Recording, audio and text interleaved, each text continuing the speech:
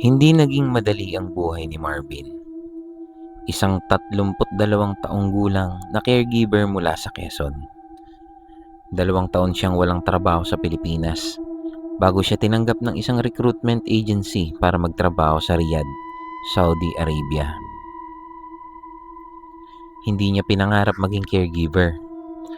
Ang gusto lang niya ay magkaroon ng sapat na ipon para maipagamot ang kanyang ina na may sakit sa bato. Pagdating niya sa Riyadh, agad siyang sinalubong ng matinding init. Pakiramdam niya ay para siyang nakatayo sa loob ng oven.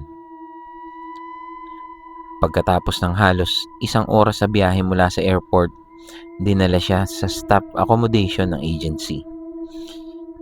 Isa itong 4 na palapag na gusali na puro foreign workers ang nakatira. May Indian, Bangladeshi, Nepalese, Indonesian at iilang Pilipino. Sa unang tingin, maayos naman ang gusali. Luma nga lang. May mga bakas ng bitak na dingding.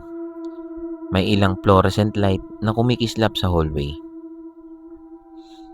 Habang inaakyat nila ang hagdan, napansin niyang kakunti lang ang tao.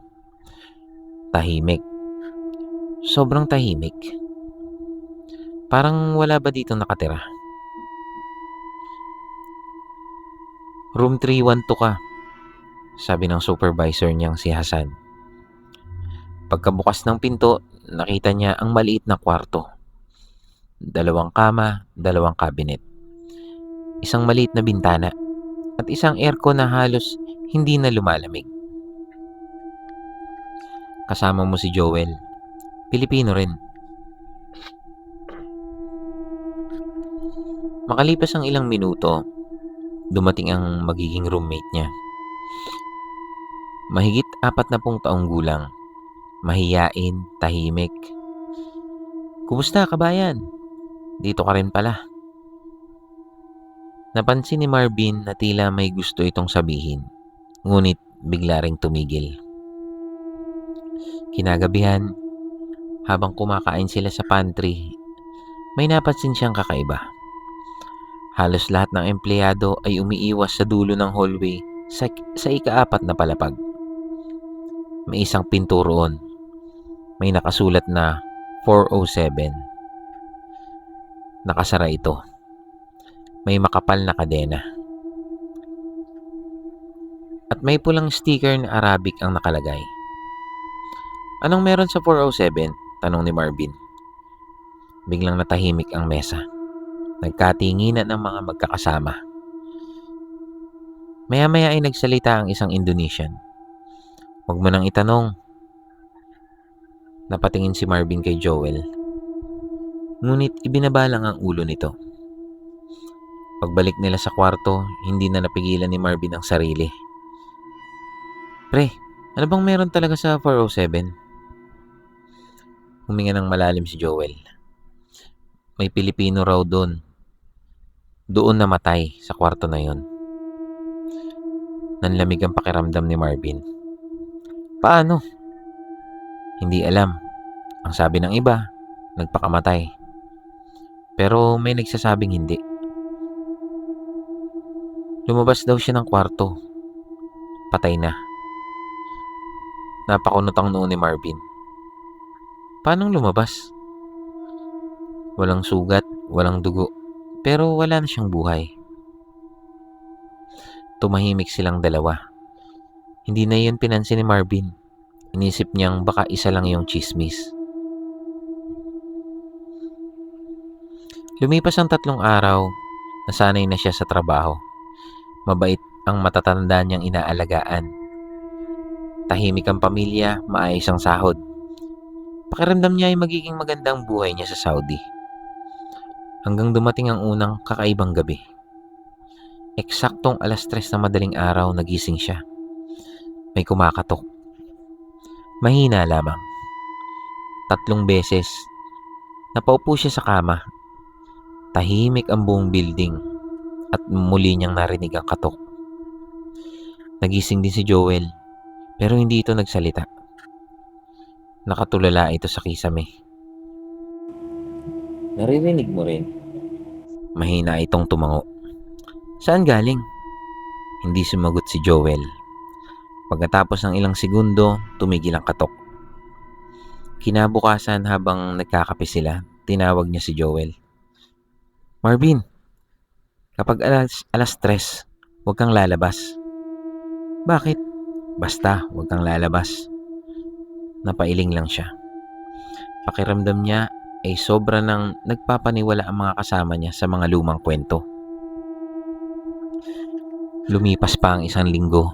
Eksaktong alas 3 ulit nagising siya. Ngunit ngayon, hindi katok ang narinig niya. May mga yabag na. Parang may taong naglalakad sa hallway. Mabigat na dahan-dahan. Huminto ito sa tapat ng kanilang pinto. Tahimik, walang gumagalaw. Pagkatapos, may kumatok. 3 katok. Mabilis na bumangon si Marvin. Sinilip sana niya ang peephole, ngunit biglang hinawakan ni Joel ang braso niya. Wag! Halos pabulong itong sumigaw. Wag mong bubuksan, wag mong sisilipin. Bakit? Maputla ang mukha ni Joel. Kapag may nakita ka, babalik yun gabi-gabi. Hindi na gumalaw si Marvin. Makalipas ang halos 1 minuto, tumigil ang katok. Kinabukasan, tinawanan na lang niya ang nangyari. Hanggang sa may nakita siyang CCTV monitor sa lobby. Napansin niyang nakarecord ang hallway gabi-gabi. Nilapitan niya ang Nepalese guard. Pwede bang makita ang recording kagabi? Napatingin ang gwardiya sa kanya. Anong oras? Mga alas 3. Biglang nagbago ang ekspresyon nito. Wala. Bakit? Corrupted eh. Lahat? Oo, lahat. Tuwing alas 3 na madaling araw.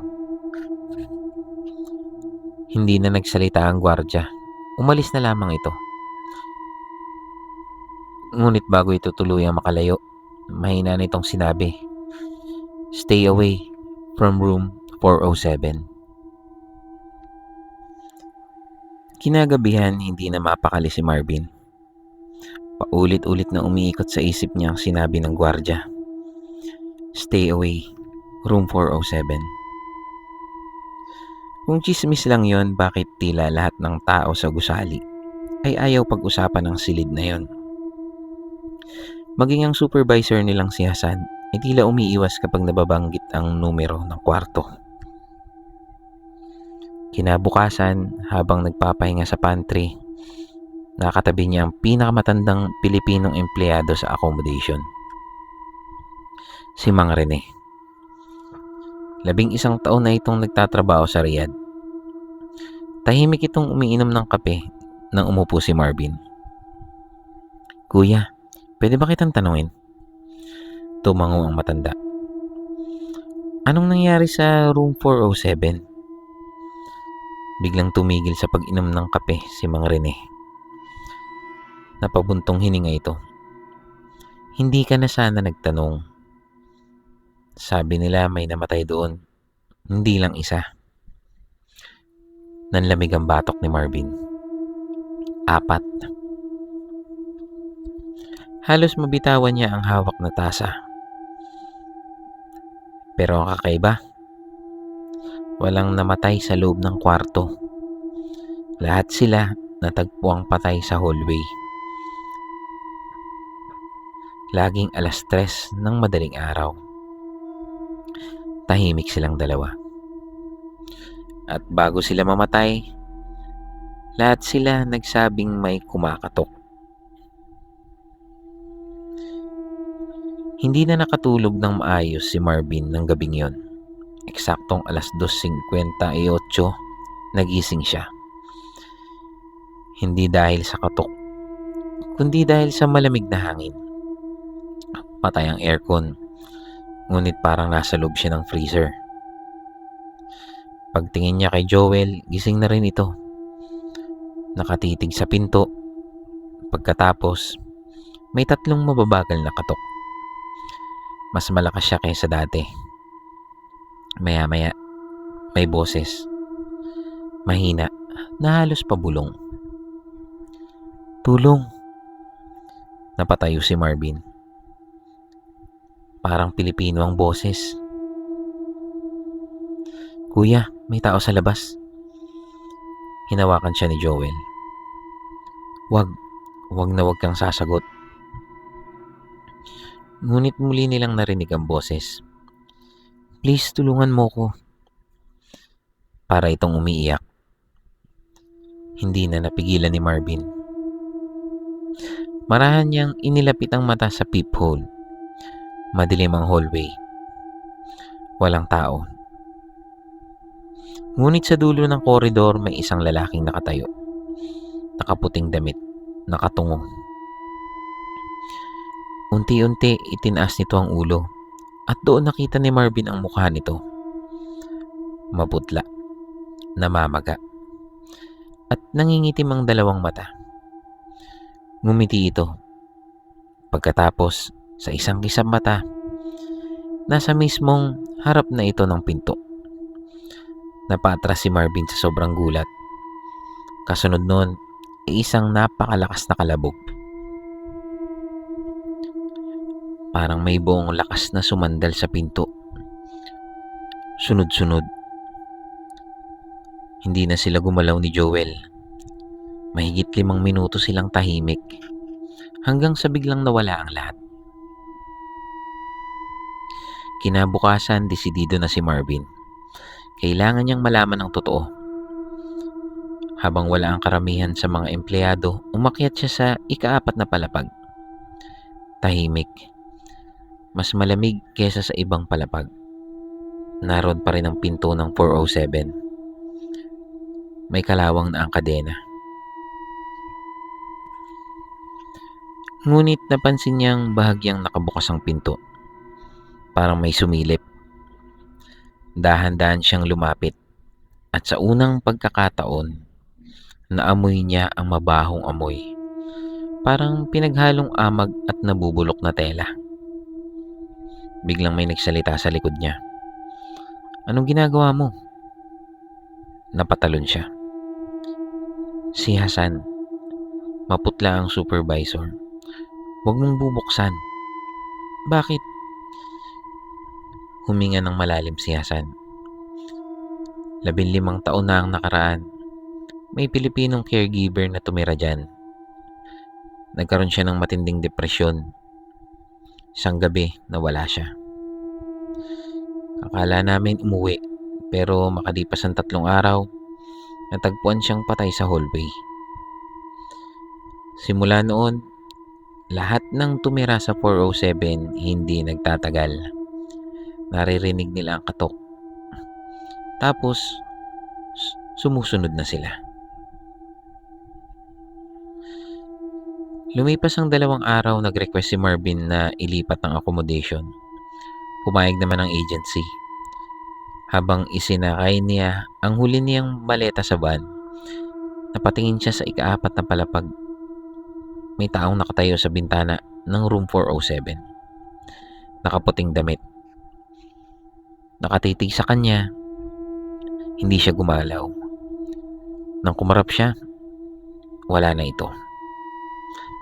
Akala niya yun ang katapusan. Ngunit makalipas ang 3 linggo, habang nasa bago na siyang dormitoryo, eksaktong 3:00 na madaling araw, nagising siya sa pamilyar na tunog.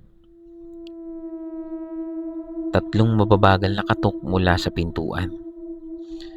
Dahan-dahan niyang nilapitan ng peephole. Alam niyang hindi niya dapat silipin ito, pero nanaig ang kanyang kuryosidad. Pagtingin niya, walang tao. Ngunit sa sahig, may isang maliit na papel. Nang buksan niya ang pinto at pulutin yon, iisa lang ang nakasulat. "Salamat sa pagtingin. Ngayon, ikaw naman ang susunod." Mula noon, hindi na muling nakontak si Marvin ng kanyang pamilya sa Pilipinas.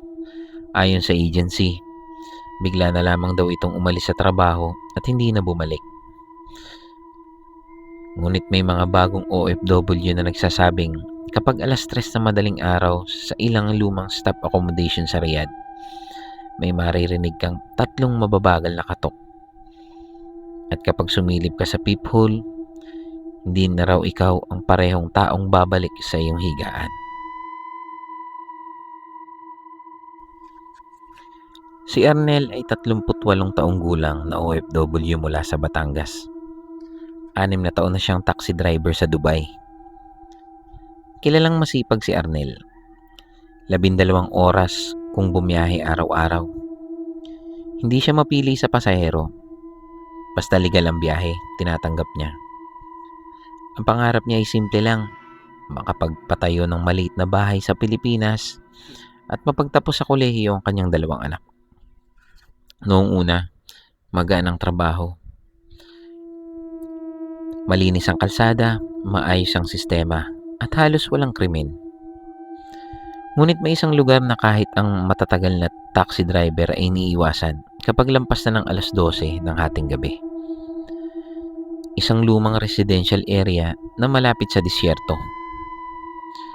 Kapag nababanggit ang lugar na yon, iisa lang ang sinasabi ng mga veteranong driver. Huwag kang magsakay roon kapag madaling araw. Hindi na naman naniwala si Arnel. Para sa kanya, pamahiin lang ang mga yon. Isang Huwebes ng gabi, bandang 1:00 ng madaling araw, mahina na ang pasahero. Nagdesisyon siyang bumiyahe pa ng 1 oras bago umuwi. Habang binabaybay niya ang isang tahimik na kalsada, may nakita siyang babaeng nakatayo sa waiting shed. Nakaputi at mahaba ang damit. Maitim na belo. Hindi niya kita ang muka. Huminto siya. Pagbukas ng pinto sa likuran, tahimik na sumakay ang babae. "Good evening, ma'am." Walang sagot. Sa rearview mirror, nakayuko lamang ito. "Saan po tayo?" Mahina ang boses ng babae. "Alcusas." Ibinigay nito ang eksaktong address. Habang nagmamaneho si Arnel, napansin niyang kakaiba ang pasahero. Hindi ito gumagalaw. Hindi gumagamit ng cellphone. Hindi rin lumilingon sa bintana. Parang estatwa. Pagdating nila sa address, huminto siya. Isang lumang villa ang nasa harapan. Patay ang lahat ng ilaw. Paglingon niya sa likuran, wala ng tao. Napabalikwas siya. Kasasara lang ng pinto, ilang segundo ang nakalipas. Walang tunog ng pagbaba. Wala ring bakas ng tao. Nanginginig niyang tiningnan ng metro. Bayad na ito. May eksaktong halaga sa cash tray. Ngunit hindi niya nakita kung kailan inilagay. Kinabukasan, ikwento niya yun sa kapwa niyang Pinoy driver na si Jun. Tinawanan lang siya nito. "Pagod ka lang. Nag-imagine ka siguro." Ngunit nang marinig ng isang Pakistani driver ang usapan nila, bigla itong sumingit. Nakaputing babae, itim na belo? Napatingin si Arnel. "Oo." Tahimik ang lalaki. Pagkatapos ay sinabi nito, "Marami na kaming nakakakita sa kanya." Makalipas ang 4 na araw, muli na namang 1:00 ng madaling araw. Habang pauwi na sana siya, may booking siyang natanggap. Parehong lokasyon, parehong waiting shed, at nang makakarating siya doon, naroon na naman ang babae. Parehong damit, parehong belo. Tahimik itong sumakay. Pareho rin ang address. Hindi na mapakali si Arnel. Habang nagmamaneho, sinubukan niyang makipag-usap. "Matagal na po ba kayo dito sa Dubai?" Walang sagot. "Pilipino po ba kayo?" Tahimik pa rin. Pagtingin niya sa rearview mirror, unti-unting umangat ang ulo ng babae. Hindi pa rin niya makita ang muka. Natatakpan ito ng maputing mahahabang buhok. Pagdating sa villa, huminto siya. Dahan-dahan siyang lumingon. Wala na naman ang babae. At gaya ng dati, may eksaktong pamasahe na cash ang nakalagay sa cash tray. Hindi na ito maalis sa isip ni Arnel. Kinabukasan, dumiretso siya sa opisina ng taxi company. Humingi siya ng kopya ng dashcam recording. Gusto niyang patunayan sa sarili na hindi siya nananaginip. Nang buksan ng technician ng video, kitang-kita si Arnel na huminto sa waiting shed. Binuksan niya ang pinto. Ngunit walang sumakay. Habang nagmamaneo siya, paulit-ulit siya nagsasalita na parang may kausap. Ngunit bakante ang likurang upuan. Nanlamig ang buong katawan niya. Imposible. Mahina niyang bulong. Tiningnan siya ng technician. Sir, magpahinga muna kayo. Pero alam ni Arnel ang nakita niya. May babae siyang isinakay. Narinig niya ang boses nito at 2 beses na siyang binayaran. Kung ganon, sino ang kausap niyang babae sa biyahe? Hindi na mapakali si Arnel matapos mapanood ang dashcam. Kitang-kita sa video na mag-isa lang siya sa taxi. Ngunit malinaw din sa audio na may kausap siya. May mga sandaling humihinto siya sa pagsalita na parang may sumasagot. Subalit sa recording, wala ni isang boses maliban sa kanya. Hindi na siya makatulog ng gabing yon. Kinabukasan, kinausap niya ang dispatch manager. Gusto ko sanang malaman kung sino ang nag-book ng biyahe ng isang gabi. Nagkatinginan ang manager at ang dispatcher. Anong oras? Bandang 1:00. Ilang minutong naghanap ang dispatcher sa computer. Pagkatapos ay napakunot ang noo nito. Sir, walang booking. Sigurado ka? Oo. Walang pumasok na booking sa oras na yan. Nanlamig ang batok ni Arnel.